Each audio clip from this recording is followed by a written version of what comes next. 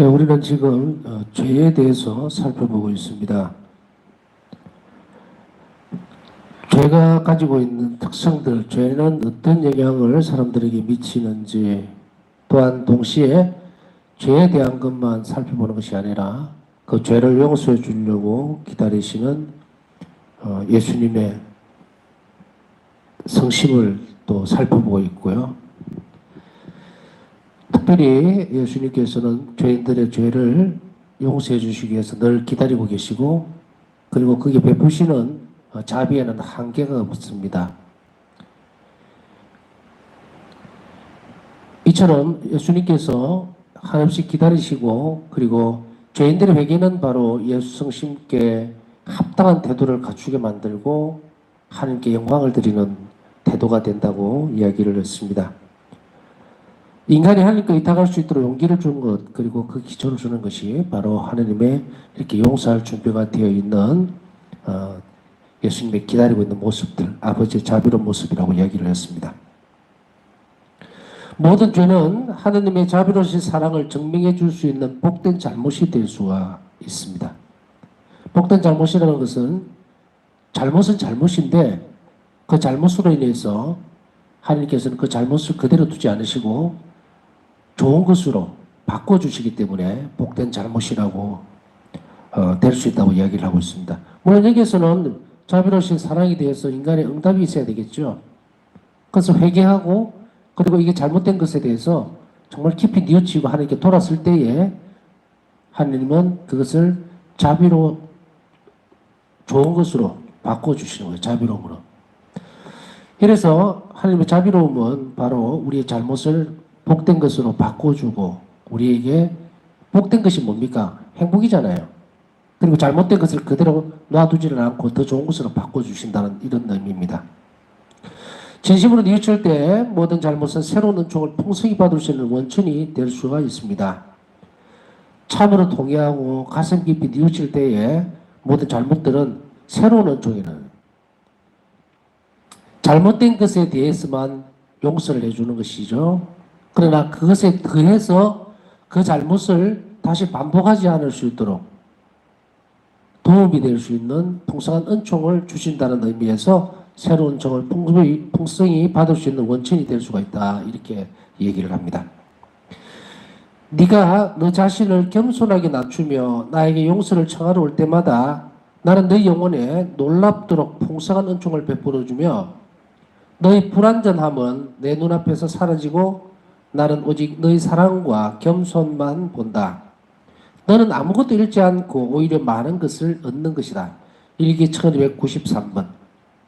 예수님은 우리의 불완전함이라든지 그런 것을 또 우리의 죄에 대한 탓을 하시는 것이 아니고, 한 사람이 죄를 정말로 뉘우치고 고해수 안에서 그것을 드러내게 되면 예수님은 무엇만 보신다고요? 그 영혼의 사랑과 겸손만 보인다. 그것만 보시는 거예요. 근데 여기서 보면 예수님은 죄가 얼마나 크냐 작으냐 그걸 따지시지 않는다는 것을 알 수가 있습니다.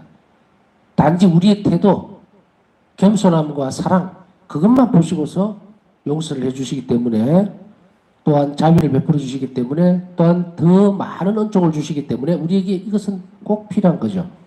그래서 지난번에부터 몇 번 계속해서 반복을 해서 말씀을 드렸습니다만은 건성건성 봐서는 안 된다. 그냥 아무 순위 없이, 아무 생각 없이 규칙적으로 그냥 무슨 계산하듯이 그렇게 보는 것에 있어서는 뭐를 못 볼 수가 있어요. 자비로움을 베풀어 줄 수 있는 조건이 되는 겸손과 사랑이 없죠. 그러면은 하나님께서 베풀어 주시려고 하는 은총을 받을 수 있습니까? 없습니다. 말 그대로 우리가 앵무새 같이 중얼중얼 하면서 그 주어져 있는 어떤 잘못 그것들만 이렇게 노트에 해서 그거를 그대로 줄줄줄 읽어내고 되면, 물론 그것도 죄입니다. 죄에 대한 고백이 돼요. 그러면 그거에 대한 용서만, 그 죄에 대한 용서만 받을 수 있어요. 그 벌에 대한 것만. 그런데 그거 이외에도 우리가 이렇게 어떤 마음이냐면요, 부모가 자식을 볼 때 그냥 아주 건강한 아이들 경우에는 그렇게 뭐 많이 신경을 안 써도 사실은 건강하니까 잘 지내잖아요. 근데 약한 아이를 봤을 때는 부모가 신경을 굉장히 많이 씁니다. 그런데 그 약한 아이가 예를 들어서 아프다가 회복이 되잖아요. 그러면 부모는 더 많은 걸 주려고 그래요. 더 아프지 않도록. 아픈 것에 대한 것을 치유도 시켜주고 치료도 해주고 하죠. 그러나 그거보다 한 발 더 앞서서 어떤 걸 준비합니까? 아이고 얘는 너무 약해서 보약을 좀 먹여야지. 건강한 아이에게는 사실은 관심이 많이 안 가면 왜 건강하니까. 약하고 병드는 아이에게는 치료를 해줄 그 병에 대한 치료뿐 아니고 부모들은 한 발 앞에 나서서 다시는 그런 병에 걸리지 않도록 허약해지지 않도록 뭐 보약을 지어준다든지 또 보양식을 해준다든지 이렇게까지요. 뭐 비유적으로 얘기하면 바로 이렇게 예방되어지는 것, 그 더 나은 것, 딱 병에 걸려 있는 감기가 걸렸다 그러면 감기 그거는 치료를 해주는 것으로 역할이 끝나는 것이 아니고 이 허약했던 아이에게 부모는 뭘 합니까? 아까 얘기했듯이 더 좋은 것들을 이제 몸을 돋워줄 수 있는 뭐 그런 한약을 지어준다든지 아니면 영양제를 사서 먹인다든지 이런 식으로 준비를 더 하게 되죠. 바로 그런 것으로 우리가 이해를 하면 됩니다. 그 다음에 우리가 고해성사에서 만나는 자비로우신 예수님은 죄와 죄책감으로 인해 생기는 헛된 두려움이나 좌절에서 우리를 자유롭게 해주십니다. 이 또한 마찬가지로 우리가 고해수 안에서 예수님을 참으로 만나게 될 때에 가능한 이야기예요. 형식적이거나 또 예수님이 정말 그 안에 계신다는 생각, 함께 하신다는, 직접 내 고해를 듣고 내 영혼의 치유를 위해서 준비하고 계시는 그 예수님을 바라보지 못하고 그냥 고해 성사에서 고해 털에 가려져 있는 그 뒤에 있는 사제의 모습만 본다면 우리는 이런 은혜를 받을 수가 없어요. 그렇기 때문에 이런 사람들은 그래서 어떤 경우가 생기냐면 어떤 경우에는 이런 사람들이 오죠. 같은 죄인데도 신부님 이번에는 뭐 이런 여러 가지 죄의 반복성들 고해성사를 여러 번 봤는데 또 뭐가 찝찝하고 뭐 이렇게 해서 이렇게 다시 합니다. 이런 경우들이 있죠. 이게 뭐냐면 죄와 죄책감에서 못 벗어난 거예요. 자유롭지를 못하게 된 거예요. 성사 안에서 분명히 그것이 이루어졌는데 네 죄는 용서를 받았다고 분명히 얘기를 했는데 자기가 붙들고 있는 게 본인이 붙들고 있는 것이 첫째고 두 번째는 살아계신 예수님께서 그 안에 계신다는 사실에 대해서 불신하기 때문이에요. 그러다 보니까 고백이 어떻게 이루어집니까? 겸손과 사랑으로 이루어지지 않고 형식적으로 이루어지니까 죄와 죄책감은 그대로 갖고 가는 거예요. 그러면서도 본인에게 있어서는 또 어떤 유혹이 들어오느냐. 너는 용서받은 게 아니다.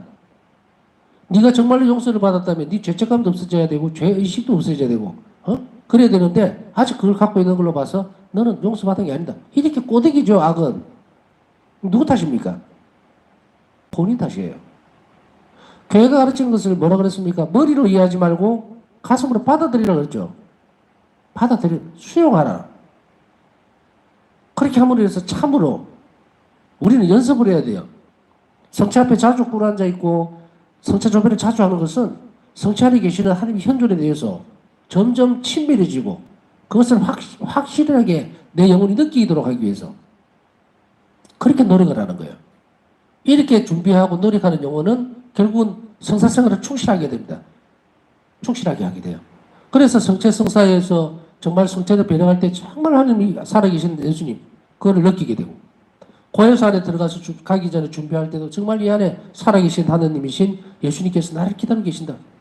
나는 이제 정말 겸손한 마음으로 최선을 다해서 사랑으로 고백을 하게 되면 나는 이러한 죄의 굴레에서 벗어날 거고 하나님의 자녀로 다시 살아갈 수 있다는 그런 희망들 그걸 가지고서 들어가야 되는데 대부분 못하는 경우가 뭡니까? 성체 조배를 멀리하기 때문이다. 네? 성체 조배를 멀리하기 때문이에요. 본당에서 100명의 신자들이 있는 본당이라면 적어도 그 중에서 성체 조배를 안 하는 사람, 성체 조배를 한 적이 없는 사람이 적어도 반 이상은 될 거예요. 너무 높게 뭐 조사해본 건 아니니까 너무 높게 잡은 거는 잡으면 곤란할 거고 여하튼 반 정도로 봅시다. 반 이상. 올해 성체와 말씀회라고 그랬죠. 부산교구는. 제발 좀 성체 앞으로 가십시오. 성체 앞에 가서 앉아있지도 않으면서도 정말 그 안에 살아계신 예수님을 만날 노력도 안 하면서도 우리는 불평불만만 늘어가 있습니다. 무엇이 물질적으로 모자란다, 뭐 한다, 건강이 안 좋다, 뭐 진급이 안 된다, 뭐 사업이 안 된다, 뭐 안 된다, 뭐 안 된다.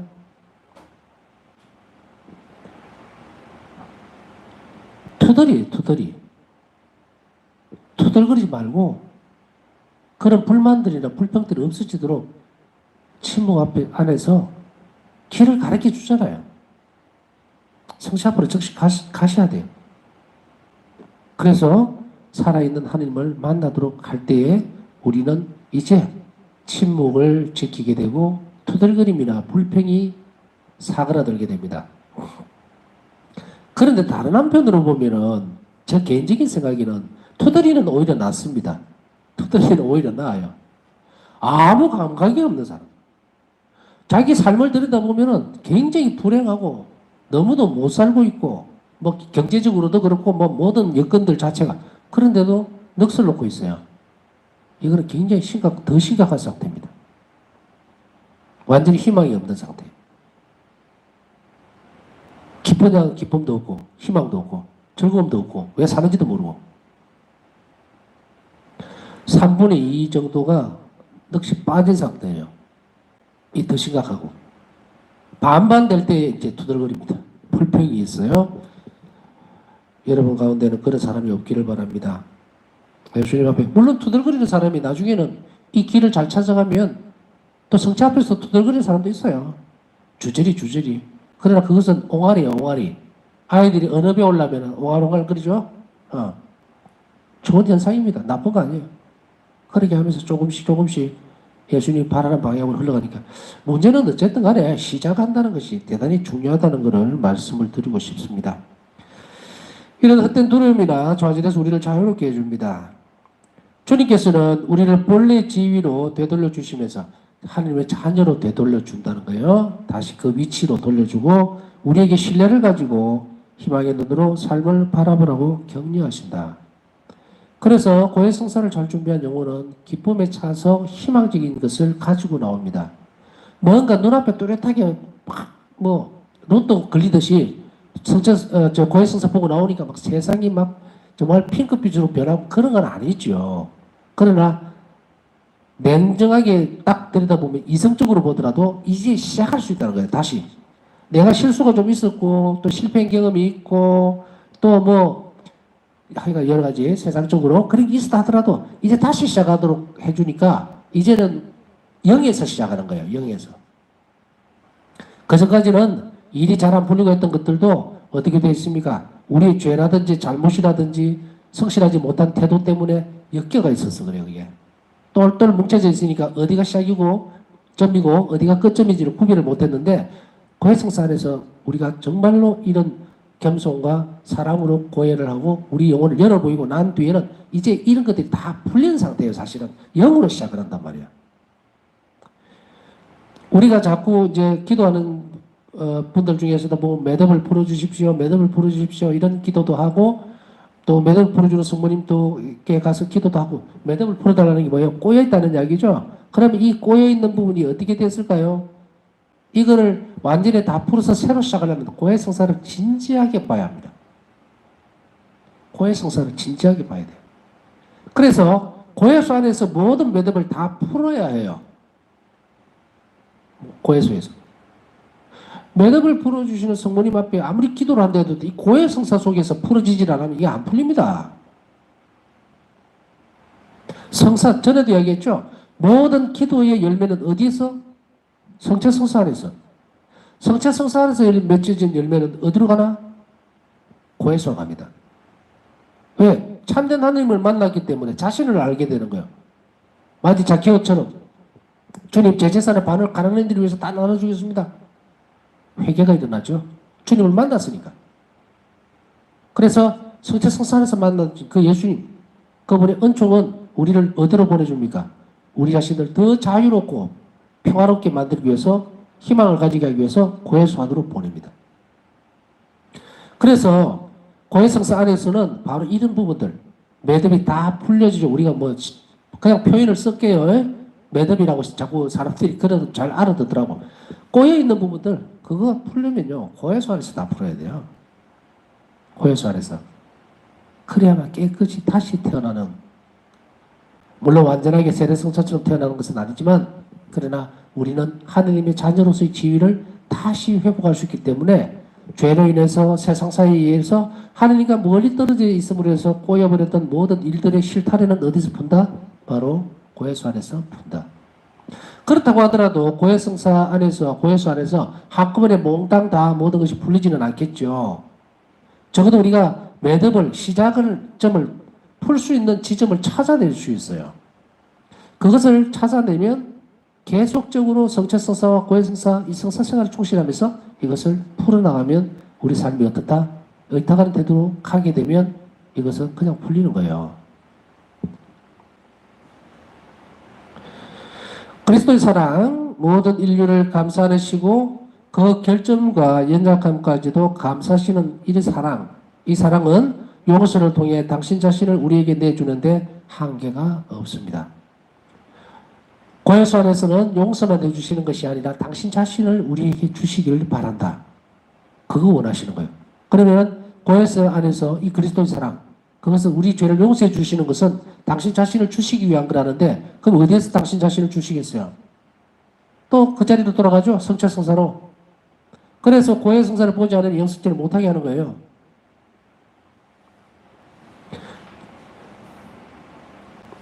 고해성사를 보지 않고 영성죄를 하게 되면 어떻게 돼요? 모령성죄죠. 당신 자신을 주실 수가 없어요. 그렇기 때문에 이 고해성사는 100번 강조해도 부족함이 없다. 우리 사랑을 회복시켜주고 자녀의 지위로 다시금 올려주고 당신의 삼일체이신 하나님의 사랑에 깊이 참여할 수 있도록 다시금 만들어주는 것, 바로 그겁니다. 그리스도의 일치와 삼일체이신 하나님의 사랑에 깊숙하게 참여할 수 있는 이런 것들은 어떤 태도 안에서 많이 지향되어집니까? 의탁하는 태도죠. 의탁하는 태도가 깊어질수록 바로 삼일체께서 나누시는 그 사랑에 더 깊이 참여할 수가 있다. 파사성녀는 그러셨죠?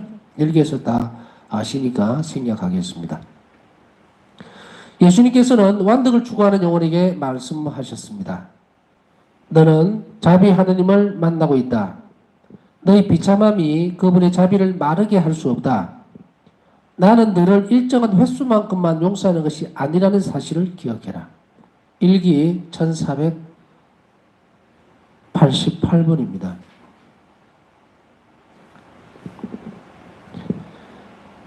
완덕을 추구하는 영혼들은 또 영성생활을 깊이 하려고 하는 영혼에게 말씀하시는 거예요. 자비에는 한계가 없다. 네가 만나고 있는 하느님은 누구다? 자비 하느님이다. 완덕을 추구하는 영혼들은 하느님에 대한 하느님관, 하느님을 똑바로 인식을 해야 되는데 하느님의 가장 큰 속성인 자비 하느님을 만나고 있다. 자비로우신 하느님. 자비 자체는 하느님의 가장 큰 속성이죠. 그 자비 하느님을 만나고 있다. 그것을 인식하지 않으면 어떻다? 완덕을 추구할 수가 없다. 완덕을 추구할 수가 없어요. 그러나 다른 여러 가지 방법에서 완덕을 추구할 수 없다는 말은 오늘 여기 이 대목에서만 이야기를 하는 거예요. 하나님 속성 가운데에서 다른 속성들을 가지고서 가난한 정신, 복음 산덕 따라가면서 완덕에 이런 분들, 성인들 많습니다. 근데 이제 여기에서 예수님 일기만을 가지고 하다 보니까 그 말씀을 드렸는데 자비 하나님을 만나는 것은 바로 이런 부분이다. 더 높은 차원에서 또 빠른 길로 가는 완덕의 길이라는 것이지 이 길이 아니면 없다는 말은 아닙니다. 프란치스코 성인처럼 자비, 가난과 그리고 이웃에 대한 자비죠. 프란치스코 성인도. 그러나 가장 돋보이는 건 뭡니까? 가난이죠. 복음 산덕 중에서. 그걸 실천함으로 해서 프란치스코 성인 완덕에 이르렀죠. 그러나 오늘 우리는 어디를 다룹니까? 의탁의 태도를 다루면서 일기를 중심으로 보기 때문에 이런 이야기를, 말씀을 한 번 더 보태서 드린 겁니다. 뭐 여기에서 아이고 다른 길로 통해서 완덕에 이를 수 있습니까? 라고 한다면 그것은 맞습니다. 그러나 가장 빠른 길은 자비 하느님을 만나는 길이 완덕을 추구하는 영혼들이 가장 빠르게 갈 수 있는 길이라고 권고하고 있는 거죠. 그래서 이 부분은 우리 모두에게 해당되는 겁니다. 여러분들이 이 의탁의 학교를 배우고 또 묵상하고 하는 것도 완덕을 추구하려고 하는 열성 때문이니까 이 일기의 이 말씀은 우리에게 하시는 말씀이라고 볼 수가 있겠습니다. 저는 뭐 여기에서 자비신심에 대해서 가르치고 그리고 의탁의 학교에서 의탁의 태도를 가르치기 때문에 이 부분을 강조할 수밖에 없습니다. 또 다른 곳에 가면은 또 다른 완덕의 길에 대해서 수도회라든지 다른 영성가들에게는 또 거기 완덕에 도달하는 길이라고 배울 수 있겠죠. 근데 저는 이 부분을 하고 있기 때문에 자비 하나님을 만나는 것이 완덕을 추구하는 영혼들에게 가장 빠른 길이 될 수 있다라고 예수님께서 말씀하고 있다는 것을 강조하는 것 그겁니다. 그 다음에 가장 큰 기적이 자비 법정에서 일어난다. 그 기적은 우리가 뉘우치면서 하나님께 용서를 청할 때마다 일어난다. 가장 큰 기적, 가장 큰 기적이라고 하는 것은 어떤 기적인 줄 아시죠? 기적 중에서 제일 크다 이 말이죠. 그래서 가장 큰 기적은 자비 법정에서 일어나는데 뉘우치면서 하나님께 용서를 청할 때마다 일어난다.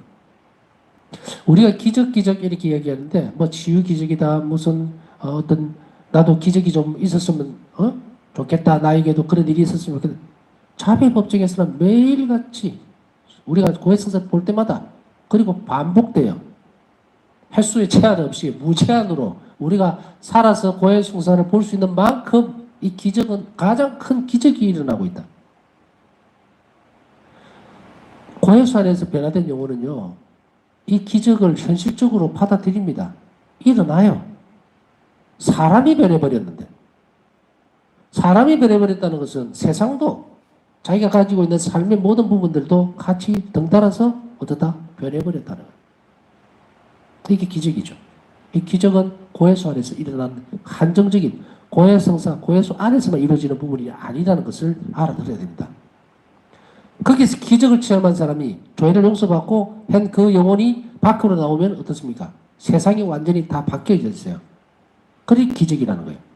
우리가 뭐 고해수 안에서 죄를 용서받는다. 그 안에서 일어났던 그것만으로 말을 하는 것은 아닙니다. 그들이 위로를 찾아야 할 곳은 그곳은 자비법정이다. 참회 성사가 일어나는 자비법정입니다. 위로를 찾아야 할 곳은 고해수 아닙니다. 그곳에서 가장 위대한 기적이 일어나며 끊임없이 반복된다. 이 기적을 얻기 위해 큰 순례를 하거나 어떤 외적인 예식을 할 필요가 없다. 믿음을 가지고 내 대리자의 발밑에 와서 자신의 비참함을 드러내는 것으로 충분하다. 그러면 하나님 자비 기적이 풍성하게 드러날 것이다. 일기 1448번. 두 가지 점이 드러나죠. 첫째는 뭡니까? 믿음을 가지고 내 대리자, 고해 사제가 바로 주님의 대리자라고 하는 것을 깊이 인식할 것, 믿을 것. 두 번째는 뭡니까? 자신의 비참함을 드러내는 것으로 충분하다. 그러니까 이게 어떤 부분이냐면 뭔가를 막 고해 성사를 보기 위해서 뭔가를 막 준비해야 되고 또 아주 세세하고 디테일하게 뭔가를 잔뜩 준비해서 속에 들은 얘기를 전부 다 해야 되는 듯이 생각을 하는 경우에는 위축이 돼버립니다. 위축이 돼버려요. 그것이 아니고 본질적인 거로는 내가 죄를 짓고 그렇게 함으로 해서 내가 얼마나 비참해져 있는지, 내 삶이 얼마나 잘못 틀어져 있는지, 하나님에게서 얼마나 멀어져 있는지 그 영혼의 비참한 상태를 그냥 그대로 드러내면 돼요. 이거 말은 환자가 아프다는 얘기하는 것 외에는 어떻게 자기가 설명을 하겠어요? 그냥 여기가 좀 많이 아픕니다. 이러면 의사는 그 자리를 정말 눌렀을 때 묻는 대답이 그 질문이 뭡니까? 많이 아프세요? 괜찮으세요? 이거밖에 안 물어요. 그렇죠? 눌러보면서. 아, 그게 너무 아픈데요 하면 의사는 그러면 엑스레이 찍어야 되겠습니다. 뭐 해야 되겠습니다. 조치를 취해주죠.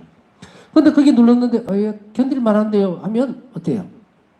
그러면 뭐 약이나 타서 뭐 좀 바르고 그러면 낫겠습니다. 이래 되죠.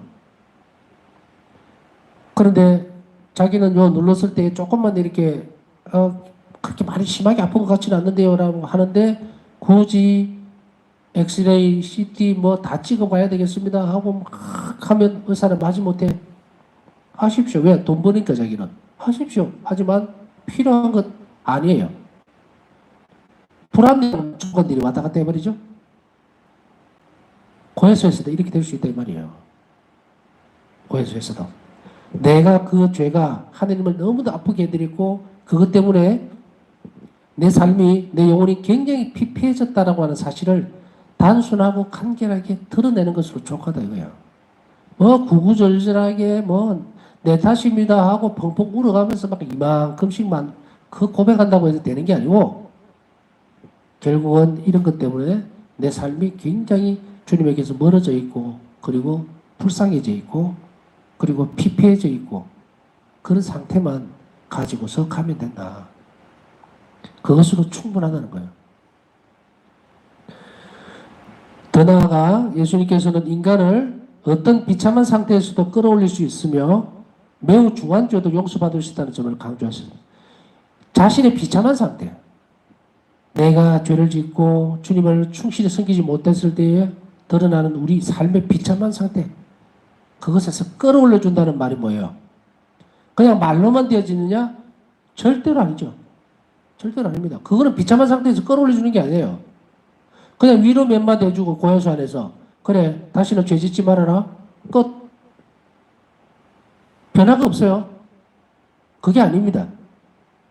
정말로 그 안에서 내 비참한 상태가 그대로 주님 앞에 드러나치고 나면 그 다음에 내적으로 내면적으로 뭐 정말 위로를 받고 이스로 끝나지 않아요. 현실적으로 드러납니다. 현실적으로 드러나요. 왜? 내가 그것 때문에 이런 이유로 해서 내가 이렇게 비참하게 되었습니다 하고 고백을 했기 때문에 하나님의 자비는 뭡니까? 그 비참함에서 끌어올려 주는 거예요. 끌어올려 주는 거예요. 와서 주님 제가 배우고 너무 고프고 이래서 정말로 이렇게 해서 사람이 사람 꼴이 아닙니다. 정말 일이 돼서 성당에도 못 가고 너무 힘듭니다. 이렇게 했을 때. 그래. 그 뭐 성당에 안 나온 거 그거 괜찮다. 네가 그런 상황이니까 다 이해한다. 그러니까 앞으로는 밥 좀 잘 챙겨 먹고 열심히 일해서 성당 잘 나오도록 해. 이렇게 보냈다. 이게 자비입니까?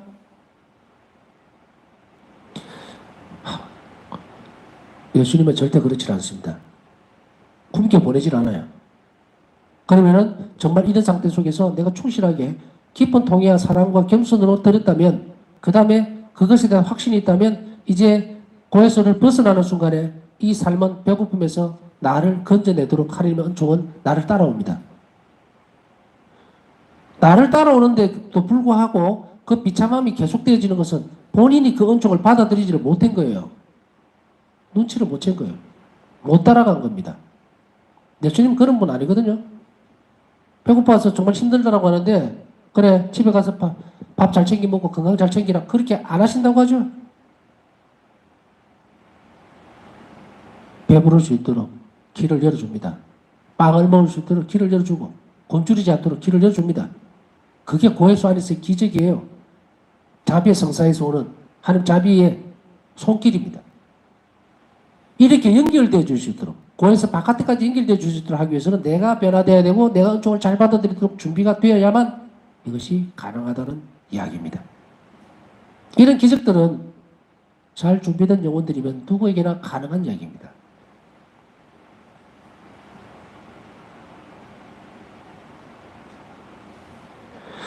더 나아가 예수님께서는 인간을 어떤 비참한 상태에서도 끌어올릴 수 있다고 얘기했죠. 그리고 매우 중한 죄도 용서받을 수 있다는 것을 강조를 하셨습니다. 영혼이 썩은 시체처럼 되어버려서 인간적 견지에서는 되돌릴 희망도 없고 이미 모든 것이 사라져버린 것처럼 보일지라도 하나님과 함께 있으면 그렇지 않다. 하나님 자비의 기적은 그 영혼을 완전하게 되돌린다. 영혼이 썩은 시체처럼 되어버려서 대죄는 이렇습니다. 전에도 몇 가지 말씀을 드리면서 자꾸 시체가처럼 되어버렸다, 썩어버렸다 이런 이야기들 과장되게 제 생각으로 얘기한 거 아니죠? 영혼은 썩어버립니다. 시체처럼 되어버려요. 숨을 못 쉽니다. 숨을 못 쉬면 어떻게 돼요? 영적 활동이 멈춰져 버리죠. 그만큼 중한 병에 걸려버립니다. 하나님 자비 기적은 그 영혼을 완전하게 되돌려줍니다. 아무 일도 없던 것이 똑같이 다시 그래서 재창조해요. 다시금 만들어줍니다. 하나님 자비 기적을 활용하지 못하는 사람들은 얼마나 불쌍한가.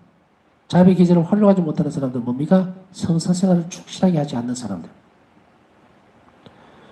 그들은 헛되이 부르짖을 것이지만 그때는 너무 늦을 것이다.